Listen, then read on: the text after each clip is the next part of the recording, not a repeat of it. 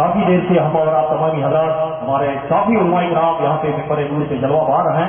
وقت اپنی بڑی تیزی کے ساتھ آگے بڑھ رہا ہے اور علماء کرام نے ماشاءاللہ وقت کی قیمت کو سمجھتے ہوئے انہوں نے بھی اپنے بیان اور خطاب کو چونکہ ہمارے خصوصی خطاب رسد کو گجرات سے لمبا چوڑا سفر طے کر کے ہمارے اور آپ کے درمیان تشریف فرما ہے, ان کا خطاب ہونے جا رہا ہے. اس سے پہلے میں سمجھتا ہوں کہ پورا مجمع بالکل اپنے دل اور دماغ کو حاضر کر کے تشریف رکھے اور اس طریقے سے آپ بیٹھیں کہ گویا آپ سیلاب کی سرزمین پر نہیں بلکہ مدینہ منورہ ذات اللہ شرفوں تعظیمہ سنباد خلا روضہ رسول ہماری نظروں کے سامنے ہے. کیونکہ یہ جو اسٹیج ہے, یہ جو ممبر نور ہے, یہ کوئی دنیا بھی نہیں بلکہ یہ اسلامی اور یہ ممبر نور کا جب یہ ممبر ہے تو یہاں تذکرہ بھی نور والے کا ہو رہا ہے, یہ مہینہ بھی نور والے کا چل رہا ہے اور یہ ساری کائنات کا جو صدقہ ہے اس مدینہ والے نور کا. تو شہر مدینہ شہر تمنا کل بھی تھا اور آج بھی ہے, شہر مدینہ شہر تمنا کل بھی تھا اور آج بھی ہے. ہماری نظروں میں ان کے رخ پہ رب کا جلوہ آج بھی تھا اور کل بھی تھا اور آج بھی ہے. ان کی صورت, ان کا نقشہ اور ان کا جلوہ راہ عمل میں اپنا نمونہ کل بھی تھا اور آج بھی ہے. اگر میرے آقا کریم رسول صلی اللہ تعالی علیہ وسلم کی ان کی سیرت کو ہم اپنا نمونہ بنا لیں تو ہم کل بھی کامیاب تھے اور آج بھی کامیاب اور کامران رہیں گے. کیونکہ اب تھوڑی دیر کے بعد میں یہ ہندوستان ہی نہیں بلکہ عالم اسلام کی ایک عظیم شخصیت ہمارا اور آپ کے درمیان میں جلوہ افطار ہونے والی ہے. تو جیسا ہمیں بتایا گیا اس کی حساب سے ہم نہ کوئی بڑی لمبی چوڑی طویل نہ اشعار, بالکل بڑی تیزی کے ساتھ میں ہمارے جو مقبول اکرام ہے خطبہ اعظام ہے ان کو آپ حضرات کی خدماتوں کے حوالے کرنے جا رہے ہیں. جامع معقول و منقولات خلیفہ حضور تاج الشریعہ حضرت علامہ مولانا مفتی محمد اشرف رحمۃ اللہ برہانی جو ہمارے یہاں ممبر نور پہ سال گزشتہ کی تشریف لے آئے تھے اور سال بھی ہماری دعوتوں کے اوپر لبیک کہتے ہوئے حاضر آئے ہیں, جو مدینہ نور رقم پور کے شیخ الحدیث ہیں, وہ آپ حضرات کے سامنے تشریف لا کر کے اپنے بہترین خطاب سے ہمیں اور آپ تمامی حضرات کو موجود فرمائیں گے. تو آئیے بہتر نعرہ تکبیر و نعرہ رسالت سے اقبال فرمائیں. نعرہ تکبیر, تھوڑا دمدار نعرہ لگاؤ. آپ دیکھ رہے ہیں صبح 10 بجے پروگرام شروع ہوا, آپ 10 بجے سے لے کر کے اب رات کو 10 بجے ہم یہاں اسی جگہ پہ قائم ہیں. آپ تھوڑا جذبہ دکھائیں, وہ شوق, وہ محبت, وہ جوش اور وہ مدینے والے آقا محمد رسول اللہ صلی اللہ تعالی وسلم کی محبت کو اپنے دل میں جو بسا کر کے بیٹھے ہو اسی محبت کا صورت پیش کرتے ہوئے بہترین نعرہ لگائیں. نعرہ تکبیر, نعرہ رسالت, نعرہ حیدری, نعرہ حیدری, جشن و دستار و فضیلت, عرس و بخاری, علماء اہل سنت, نعرہ تکبیر. قابل صد احترام حضرات سادات اعظام, رونق اسٹیج علماء ذوی احترام, سامعین کرام, نقیب جلسہ, السلام علیکم ورحمۃ اللہ وبرکاتہ. وعلیکم السلام ورحمۃ اللہ وبرکاتہ. الحمد للہ وکفیٰ والصلاۃ والسلام علی سیدنا محمد المصطفیٰ وعلی آلہ واصحابہ الذین سعدوا فی معارج الحق والہدی وخلفاء ساداتنا ابی بکر الصدیق الاکبر وعمر الفاروق الاعظم وعثمان ذی النورین وصلی اللہ الغالب علی المرتضی وابنہ الامام حسن المجتبی وصبتہ الامام حسین شہید دافع الکرب والبلاء وامہما سیدۃ النساء فاطمۃ الزہراء وابنہ عبد القادر سیدنا غوث الورا وسراج امتی ابی حنیفۃ امام ائمۃ الہدی وامام اہل سنتہ مجدد الاعظم لدینہ وشریعتہ سیدنا احمد رضا وابن الشیخ المفتی الاعظم مصطفیٰ رضا وابنہ سیدی وسندی وذخری الشیخ المفتی اختر رضا وجمیع اہل سنت وجماعت دائما ابدا ابدا. اما بعد فاعوذ باللہ من الشیطان الرجیم, بسم اللہ الرحمن الرحیم. قل بفضل اللہ وبرحمتہ فبذلک فلیفرحوا هو خیر مما یجمعون. صدق اللہ مولانا العظیم. بارگاہ رسول والے رسول میں درود پاک کا امتحان پیش کریں. اللهم صل على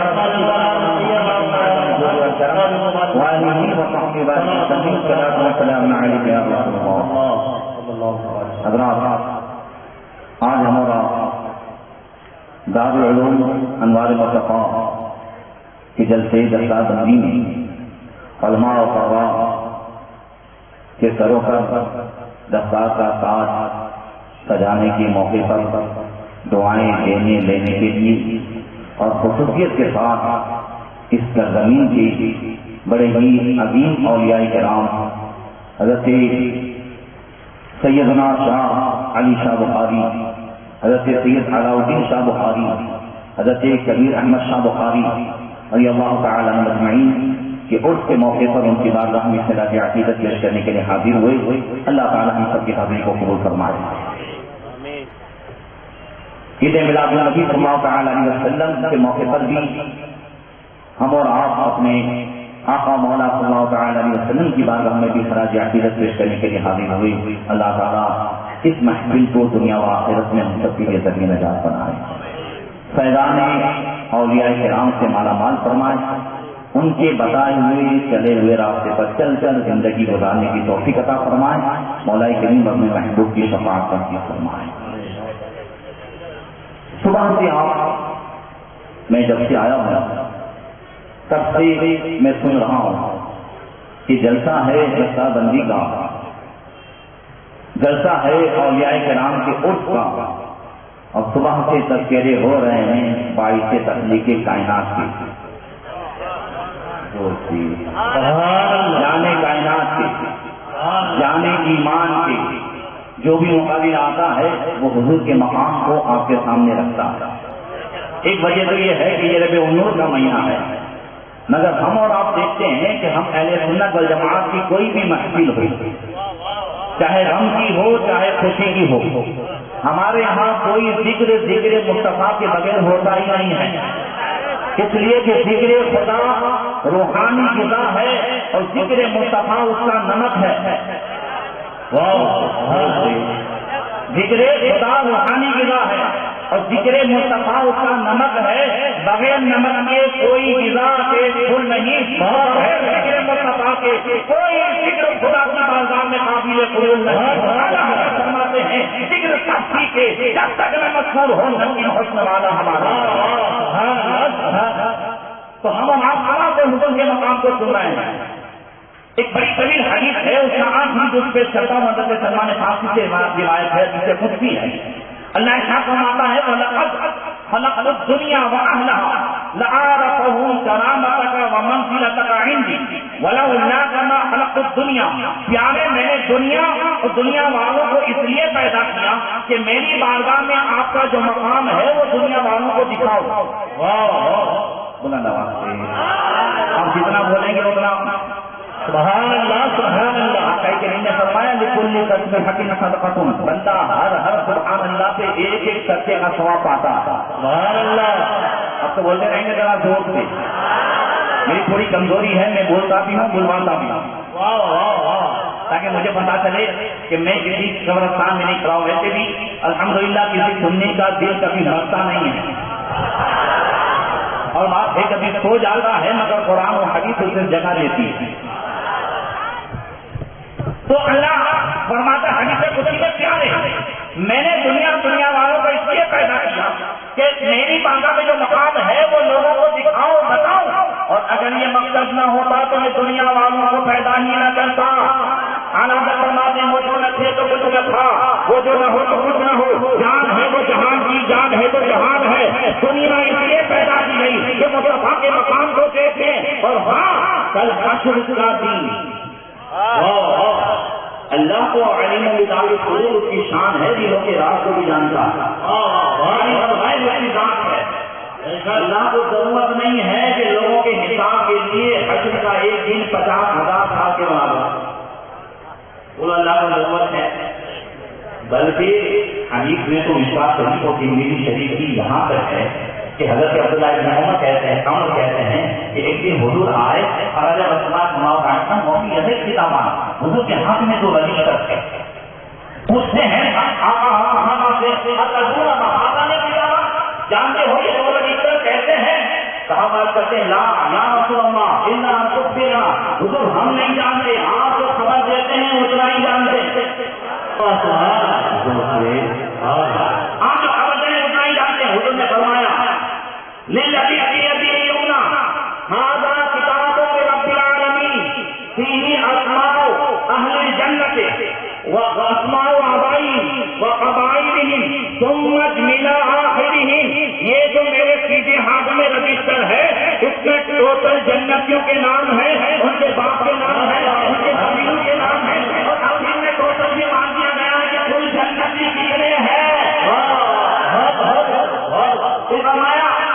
الذي بيده جملہ کہ جو ان کے ہاتھ میں تھا اس کے تعلق سے فرمایا هذه الہۃ رب العالمین، یہ بھی رب العالمین کی طرف سے رجسٹر ہے، یہ کون سا رجسٹر ہے؟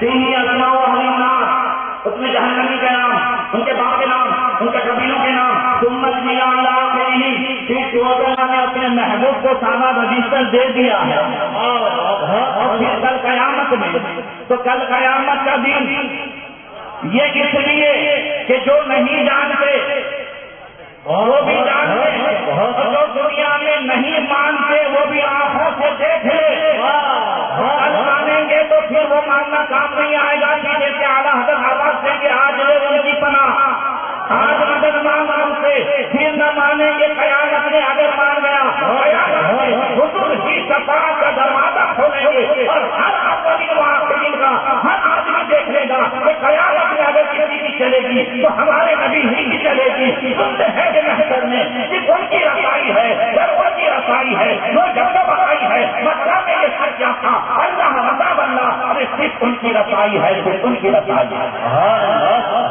اتنا سبب ہے ان عباد فرض میں محشر کا کہ انہی کی شان محبوبی دکھائی جانے والی ہے، اس لیے اللہ تعالیٰ نے اپنے محبوب کی آمد پر پوری کائنات کو سجایا، پوری کائنات کو سجایا اور ہمیں بھی محبوب کی آمد پر خوشی منانے کا حکم فرمایا ہے۔ میں قرآن کی آیت کہہ سکتا ہوں سورہ توبہ کی 11ویں پارہ کی، تو کچھ بھی مل جائے اور ساتھ میں کچھ باتیں چلنی جائیں۔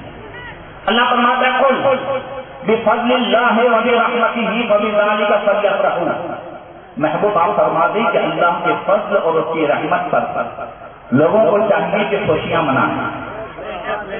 اللہ کے فضل سے مراد کیا ہے؟ سارے مفسرین فرماتے ہیں فضل سے مراد قرآن، اور رحمت سے مراد صاحب قرآن۔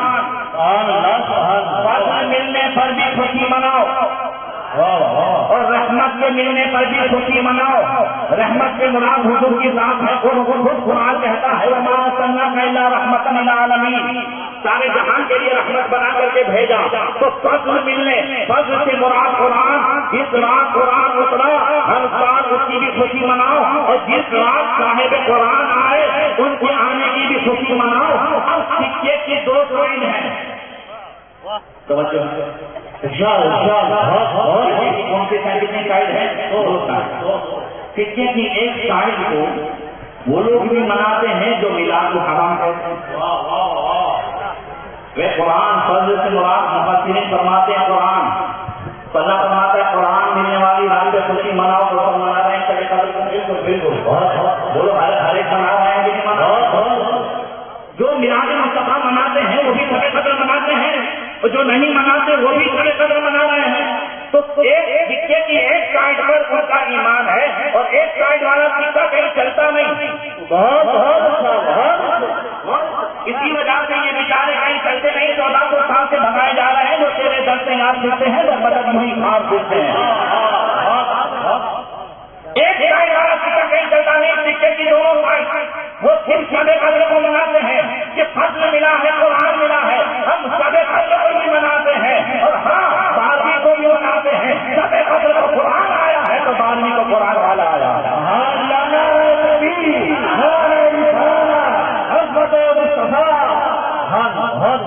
اتنا سمجھ میں آ گیا؟ تو اب میری بھی کچھ بات سنیں۔ جب اسلام اپنے ماننے والوں کو خوشی منانے کا حکم دیتا ہے کہ اسلام وہ مذہب ہے جس نے اپنے ماننے والوں کو غم کی محفل میں بھی کنٹرول میں رکھا ہے اور خوشی منانے میں بھی کنٹرول میں رکھا ہے۔ کنٹرول کا نام ہی اسلام ہے۔ غم منانا ہے تو کم بھی کنٹرول میں رہیے، خوشی کا اظہار کرنا ہے تو بھی کنٹرول میں رہیے۔ کنٹرول آپ سمجھتے ہیں کہ نہیں؟ حد بندی سمجھتے ہیں کہ نہیں؟ مثال کے طور پر اللہ نہ کرے کسی کے یہاں کوئی نوجوان بیٹے کا انتقال ہوا تو اسلام اس کو کنٹرول میں رکھتا ہے کہ پھر جس کے یہاں انتقال ہوا ہے وہ گھر والے گریبان نہ پھاڑے، ماتم نہ کرے، سینہ نہ کوٹے، گال پہ نہ مارے۔ آقا کریم نے فرمایا لیس منا من ضرب الحدود وسقط الجيوش ودعا بدعوى الجاہلیہ. حضور فرماتے وہ ہمارے طریقے پر نہیں ہے جو گریبان مارے، جو گالوں کو مارے، جو سینہ کوٹے، جو ہے ماتم کرے، زمانے جاہلیت کی طرح چلائے، وہ ہم میں سے نہیں ہے. مثال کے طور پر کسی کے یہاں بیٹا انتقال ہوا، اس کے چھوٹے چھوٹے بچے ہیں، تو کوئی اگر یہ کہہ دے اللہ کو تو اس کے چھوٹے بچے پر بھی رحم نہیں آیا، معاذ اللہ یہ کفر ہے، اسلام سے نکل جائے گا. ایسی بات کہنے سے اسلام نے روکا. اسلام اپنے ماننے والوں کو غم میں بھی کنٹرول میں رکھ رہا ہے اور خوشی میں بھی کنٹرول میں رکھ رہا ہے. مثال کے طور پر میرے یہاں بیٹا پیدا ہوا، نعرے تکبیر، نعرے تکبیر،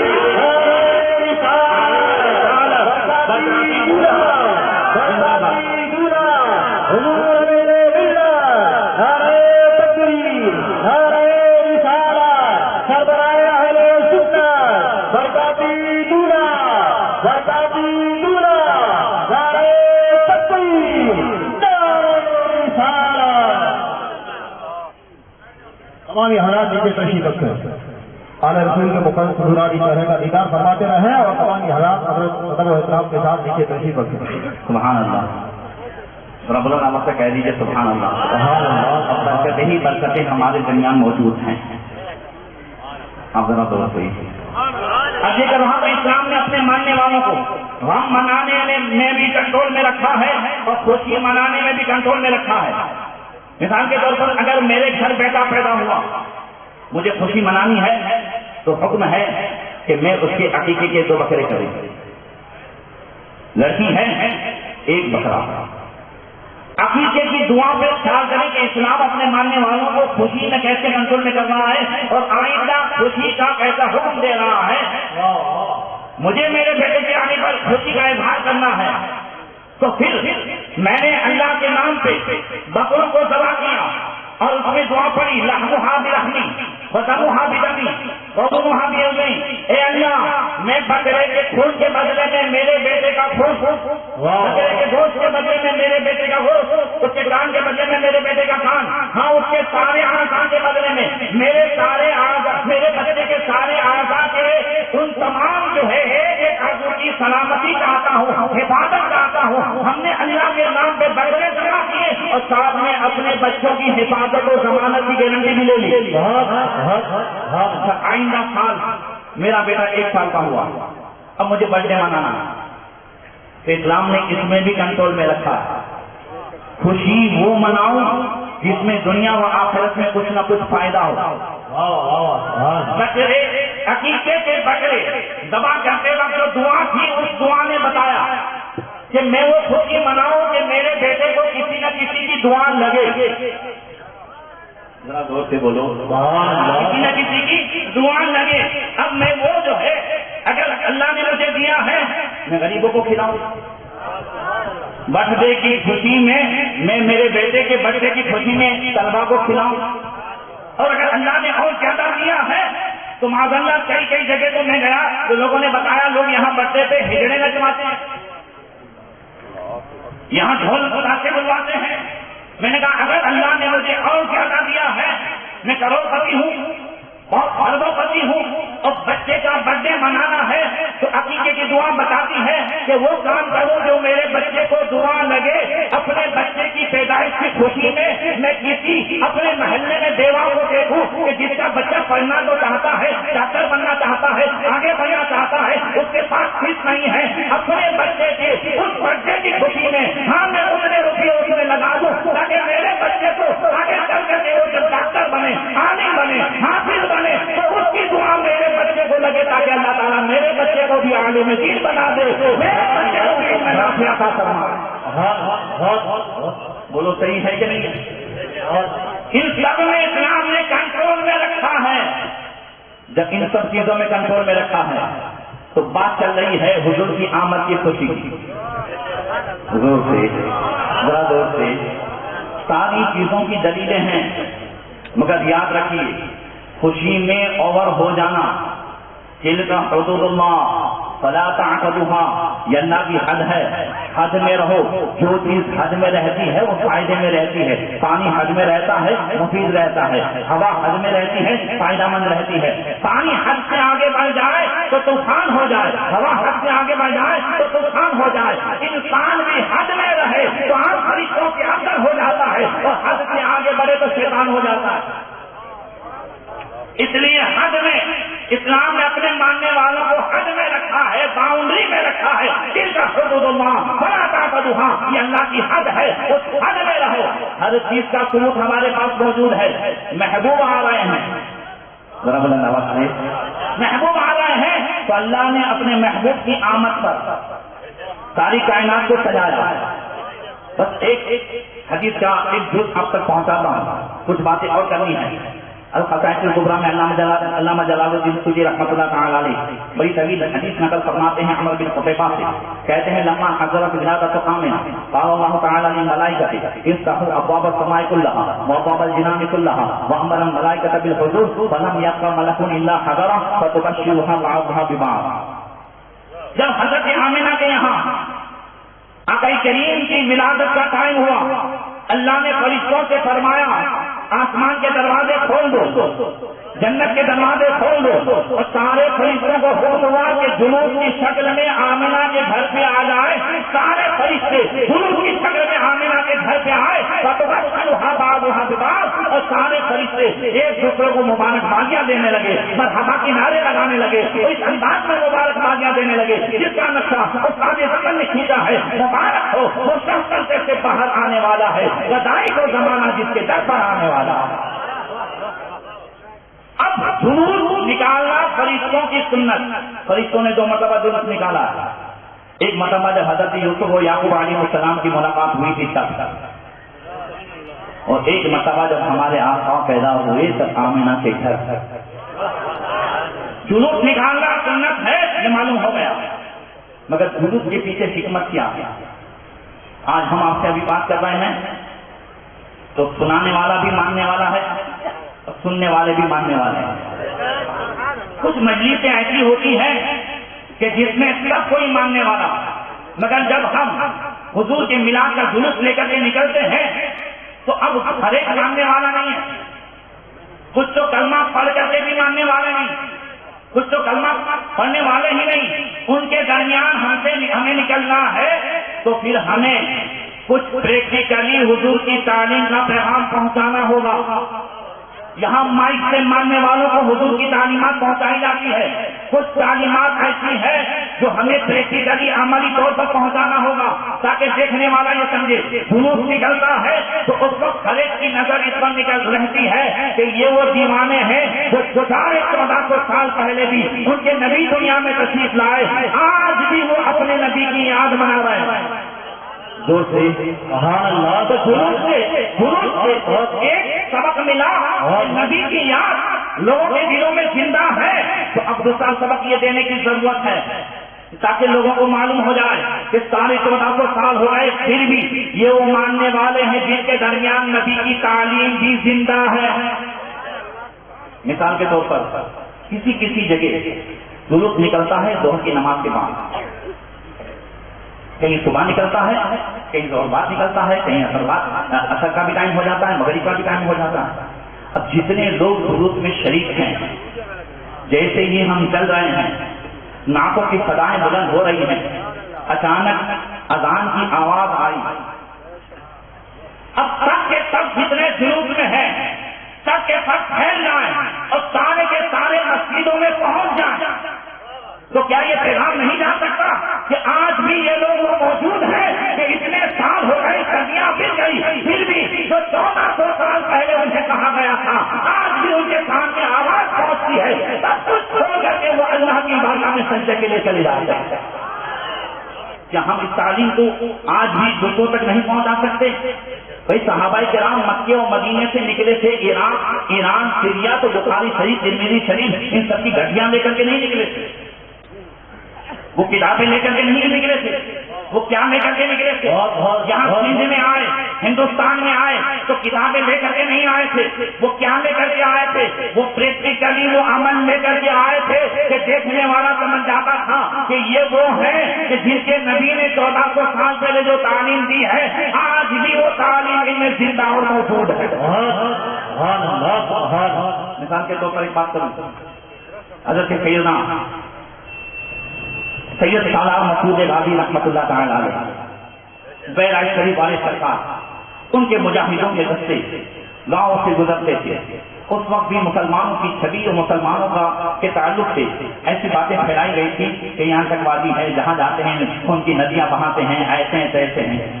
تو ایک گاؤں جو پورا ان کا تھا، غیروں کا تھا، وہاں سے مجاہدوں کا گزر ہوا تو گاؤں والے دیکھنے آئے کہ جن کے تعلق سے کہا گیا ہے کہ یہاں تک وادی ہے، صاف وادی ہے، خون کی ندیاں بہاتے ہیں، ظلم و ستم کے پہاڑ ڈھا ڈالتے ہیں، یہ کون ہے؟ جب دیکھنے کے لیے گاؤں والے نکلے تو انہوں نے کیا دیکھا کہ مجاہدوں کے گھوڑوں کے منہ پر بھی جو ہے رسیاں بندھی ہوئی تھی تاکہ یہ گھوڑے کسی کے کھیت میں منہ نہ ڈالے۔ تو ان کی سمجھ میں آیا کہ جو اپنے جانوروں کو بھی ظلم نہ کرنے دے وہ خود کیا ظلم کریں گے۔ جب مجاہدین وہاں سے گزر رہے تھے اتنے میں نماز کا ٹائم ہوا تو ایک مجاہد نے کہا چلو، ساتھ میں مسجدیں تھے، وہیں پہ انہوں نے وضو کیا، گاؤں کا چودھری سمیت سب کوئی دیکھنے نکل آئے، سب دیکھ رہے ہیں، ادھر ایک مجاہد آگے بڑھ کر کے مصلی امامت پہ، سب پیچھے کھڑے ہیں، سب نے وضو کیا، گاؤں والوں نے دیکھا، اب انہوں نے نماز پڑھائی، گاؤں والوں نے دیکھا، جب یہ چلے گئے تو گاؤں کے لوگوں نے چودھری سے کہا ارے یار ایسا طریقہ تو ہم نے کہیں نہیں دیکھا، تو ہمارا چودھری ہے کیا ہم کو ایسی ورزش کرا سکتا؟ اب چودھری تو چودھری ہے، کہاں منع کرے گا، کہاں مجھے بھی تو ایسا آتا ہے۔ اس نے بھی ہاتھ منہ دھلوائے، اس نے بھی سب کو آگے وہ بڑھا، کہا میں جیسے جیسے کرتا ہوں تم کرو، ایسے ہاتھ کرنا ہے، یوں کرنا ہے، یوں کرنا ہے۔ اب ایسے ہی نماز کی نقل کر رہے تھے، نماز نہیں پڑھ رہے تھے، توجہ چاہوں گا، خالی نقل کر رہے تھے، اتنے میں مجاہدوں کا دوسرا قافلہ وہاں سے گزرا، انہوں نے دور سے دیکھا، ارے یار انداز تو نمازیوں کا ہے، ادا تو نمازیوں کی ہے، اگر ان کے لباس مومنوں کے نہیں ہیں، لباس نمازیوں کے نہیں ہے، قریب آئے تو آپس میں کہنے لگے ارے یار نمازی گزرا ہے، نماز کا اثر چھوڑ گیا ہے، نمازی گزرا ہے، نماز کا اثر چھوڑ گیا ہے۔ ایسا نہیں، بہت سارے گاؤں کے نمازی گزرتے ہیں تو نماز کا اثر یہ چھوڑ جاتے ہیں کہ وہاں سلام بند، فاتحہ بند۔ کل وہ نمازی انہوں نے نماز کا اثر چھوڑا، نمازی گزرا ہے، نماز کا اثر چھوڑ گیا ہے، پورا قافلہ مجاہدوں کا پورے کے پورے ایسے سر پہ کھڑے ہو گئے۔ اب ادھر چودھری نے انداز کرتے ہوئے ایسے سلام پھیرنے کی نقل کی، جب جائیں رائٹ سائڈ سب نے جو ہے سب یوں کیا تو جتنے لوگوں نے مجاہدوں کے چہرے دیکھے سب کی زبان پہ جاری ہوا لا الہ الا اللہ محمد رسول اللہ۔ انہوں نے سلام پھیرا تو وہاں کی زبان پہ جاری ہوا لا الہ الا اللہ محمد رسول اللہ۔ ایک نماز کی اذان نے پورے گاؤں کو اسلام کا نور عطا فرما دیا۔ تو ہم جلوس کی شکل میں جب جلوس محمدی میں نکلتے ہیں تو کیا اس تعلیم کو ہم عام نہیں کر سکتے؟ زور سے بولو۔ اچھا ایک بات اور بتا دوں، حضور کی جو تعلیمات ہیں دوسروں تک پہنچانے کا یہ موقع ہے جلوس۔ مجھے یہاں کے کچھ اور طریقے نہیں معلوم ہے، اس لیے میں نہیں بول پاتا، مگر ہمارے یہاں کو معاذ اللہ کچھ چیزیں ایسی ہو گئی ہیں غیروں کو دیکھ کر کے کہ لوگ بالکل پناہ مانتے ہیں کہ یہ ان کا تہوار کب جائے تاکہ ہم سکون سے سوئیں۔ سکے کی ایک سائڈ میں نے پہلے کہا تھا، سکے کی ایک سائڈ پہ ہی نہیں چلنا ہے، صرف سجانا، صرف جو ہے جھنڈے لگا لینا یہی کمال نہیں ہے۔ ہاں سجانے کے ساتھ ساتھ مصطفیٰ کی تعلیم کو لوگوں تک پہنچانا سب سے بڑا کمال ہے۔ جلوس میں ان سب میں بڑے بڑے ڈی جے بجائے جاتے ہیں، لوگوں کی نیندیں حرام کی جاتی ہیں۔ یہاں ڈی جے کا رواج ہے، ڈی جے مجھے سامنے بات کرنی ہے جو ہے۔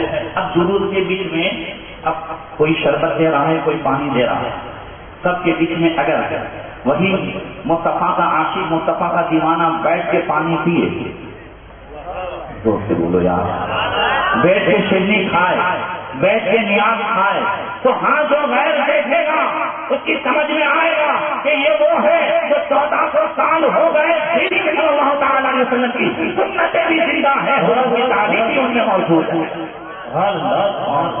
میلاد منا کر کے ہم حضور کا قرب چاہتے ہیں تو کچھ چیزیں ایسی بھی ہیں کہ دوسرے کام کر کے بھی حضور کا قرب آج بھی حاصل ہو سکتا ہے۔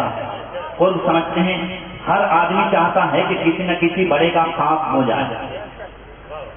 اگر ہم PSI DYSP DSP کے خاص ہو جائیں تو FRI نہیں پھٹے گی، اگر کلیکٹر کے خاص ہو جائیں تو زمین ہمارے قبضے میں رہے گی، جج کے خاص ہو جائیں تو کیس ہمارے فیور میں ہوگا۔ ان سب کی لمٹ ہے، جن کے بھی ہم خاص ہوں ان کی لمٹ ہے۔ اگر مصطفیٰ نبی کریم مالک جنت کے خاص ہو جائیں تو جہنم میں نہیں جائیں گے، حضور اپنے ساتھ جنت میں رکھیں گے۔ اس لیے کہ جہاں باقی عطا کر دے بھلی جنت عطا کر دے، نبی مختار کل ہے جس کو جو چاہے عطا کر دے۔ تو حضور کا خاص کیسے ہوا جاتا ہے؟ آقا کریم نے فرمایا اول الناس بیوم القیامہ اکثرهم علیہ صلاۃ، قیامت میں میرے نزدیک سب سے زیادہ وہ ہوگا جو زیادہ سے زیادہ دنیا میں مجھ پر درود پاک پڑھتا ہوگا۔ آج خاص ہونے کے جذبے ہم میں وہ نہیں ہے جو صحابہ کرام میں تھے۔ پہلے خاص کی اس بات کر لوں، اسلام کی پہلی جنگ تھی جنگ بدر۔ حضور جنگ کے لیے تو نہیں نکلے تھے، قافلے کی گرفتاری کے لیے نکلے تھے۔ جب جنگ کے حالات ہو گئے تو حضور نے قافلے کا جائزہ لیا اور جو 14-15 سال کے ینگ تھے ان سب کو مدینہ بھیج دیا۔ اس میں حضرت زید بن ثابت رضی اللہ تعالیٰ عنہ بھی تھے جو 15-16 سال کے تھے۔ زید بن ثابت گھر پہ جا کے رونے لگے، ماں سے کہنے لگے ماں میں بھلے 15-16 سال کا ہوں مگر میں بہادر ہوں، میں آج چاہتا تھا کہ تلوار بازی کا فن دکھا کر، نیزہ بازی کا فن دکھا کر، کس اندازی کو دکھا کر میں حضور کا خاص ہو جاؤں، میں حضور کا قریبی ہونا چاہتا تھا۔ ماں نے کہا بیٹا اس میں جو ہے عمر کی وجہ سے تمہیں واپس کر دیا گیا ہے، ایک کام تجھے ایسا بتاتی ہوں جس میں عمر کی کوئی قید نہیں ہے۔ حضور کے واپس آنے تک، جنگ بدر کے واپس آنے تک وہ کام کر لے تو حضور کا خاص ہو جائے گا۔ کیا کروں ماں؟ تو فوراً کہا ماں نے بیٹا آج تک جتنی بھی سورتیں نازل ہوئی ہیں تو قرآن کو یاد کر لے۔ جب حضور واپس آئے تو حضرت زید بن ثابت کے گھر والے حضرت زید کو لے کر کے پہنچے اور جا کر کے کہنے لگے یا رسول اللہ جنگ بدر میں اپنے فن کا جوہر دکھا کر زید کا خاص ہونا چاہتا تھا مگر عمر کم ہونے کی وجہ سے واپس کر دیا گیا ہے۔ ماں نے اسے بتایا ہے، ماں نے جو بتایا ہے ساری صورتیں یاد کرنی ہے۔ آپ کریم خوش ہوئے، فرمایا زید کو سورت سناؤ، سنا دی، یہ سورت سناؤ، سنا دی، یہاں تک کہ جتنی صورتیں نازل ہوئی تھی سب کے سب سنا دی۔ تو اب آپ کریم نے فرمایا زید اب تم میرے ایسے خاص ہو گئے کہ اب جب بھی وحی نازل ہو تو سب سے پہلے تمہیں لکھنا ہے۔ سارے کاتبین وحی کا کیپٹن اللہ کے رسول نے زید بن ثابت کو بنا دیا۔ یہ وہی کام یہاں پہ کہا جاتا ہے داد منواز مصطفیٰ میں، ذرا زور سے بولو، جس سے نبی کے خاص ہو جائیں، جس سے رسول کے خاص ہو جائیں۔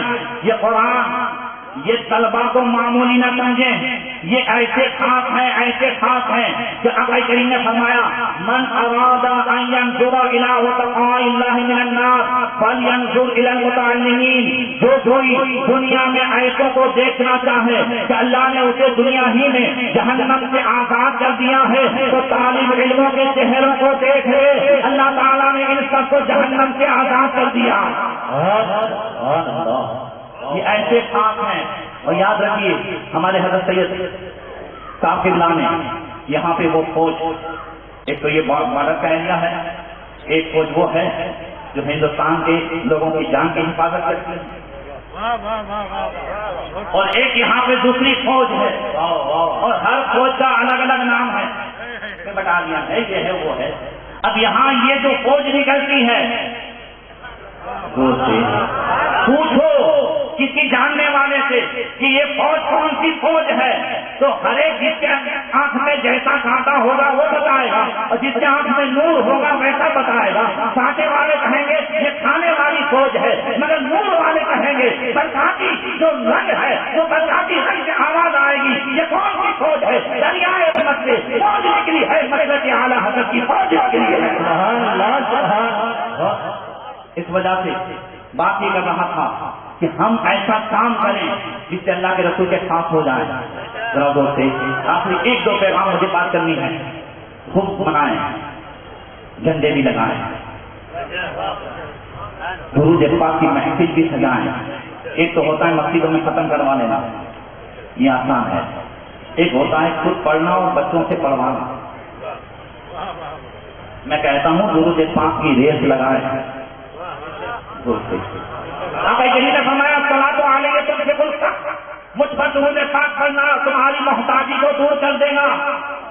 تو کیا آج گھر سے جا کر گھر کا بڑا آدمی یہ نہیں کہہ سکتا کہ جتنے گھر میں چھوٹے بڑے ہیں, مرد عورت, بادمی شریف یعنی میلاد عامر تک جو جتنا زیادہ درود پڑے گا گھر کا بڑا اسے سب سے بڑا انعام دے گا. ایسی ریس لگا سکتے ہیں کہ نہیں؟ گیموں کی ریس ہوتی ہے, کھیلوں کی ریس ہوتی ہے, ہاں تجارت میں بھی ریس ہوتی ہے. وہ اللہ فرماتا ہے فاستبقوا الخیرات. ریس کو گجراتی میں حریفائی کہتے ہیں, یا نہیں معلوم کیا کہتے ہیں؟ ریس ہی کہتے ہیں جی. ایک دوسرے سے آگے بڑھنا, اللہ فرماتا ہے نیکیوں میں ایک دوسرے سے آگے بڑھو. یہ وہ ریس ہے جو حضرت ابوبکر اور حضرت عمر میں لگی.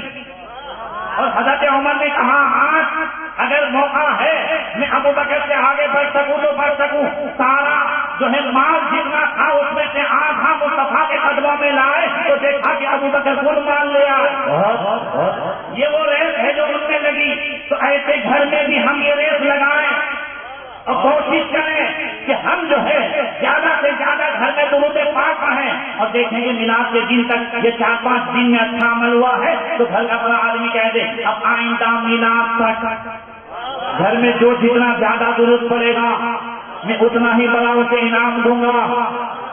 بولو کریں گے کہ نہیں انشاءاللہ؟ آیا نا بولو جلدی. کریں گے انشاءاللہ.